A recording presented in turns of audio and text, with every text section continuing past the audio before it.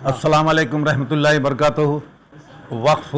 क़ानून 2025 के ख़िलाफ़ आज कमरुल इस्लाम साहब मरहूम और MLA नॉर्थ कनीज़ फ़ातिमा साहिबा के मकान पर एक इजलास जो तलब किया गया था, जिसमें खानवादा बंदा नवाज रहमतुल्लाह अलैह के फर्जंदान डॉक्टर सैयद मुस्तफ़ा हुसैनी और सैयद आकिब हुसैनी और उलमाए दीन शरीक रहे। और ये बात तय पाई गई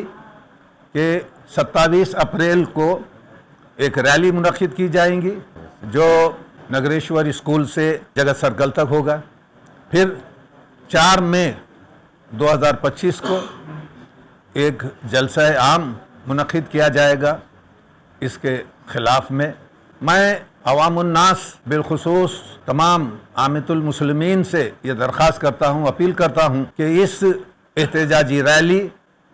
27 अप्रैल 2025 और जलसा आम 4 मई 2025 को ना सिर्फ खुद हाजिर हों, अपने जो ख़वातीन हैं, अपने दोस्त अहबाब तमाम के तमाम को शिरकत करवा कर इसको कामयाब बनाएं और एक ये मैसेज दें कि मुसलमान मुत्तहिद है और वक्त दर वक्त जो उस पर किसी न किसी बहाने से अत्याचार करने की हुकूमत कोशिश कर रही है,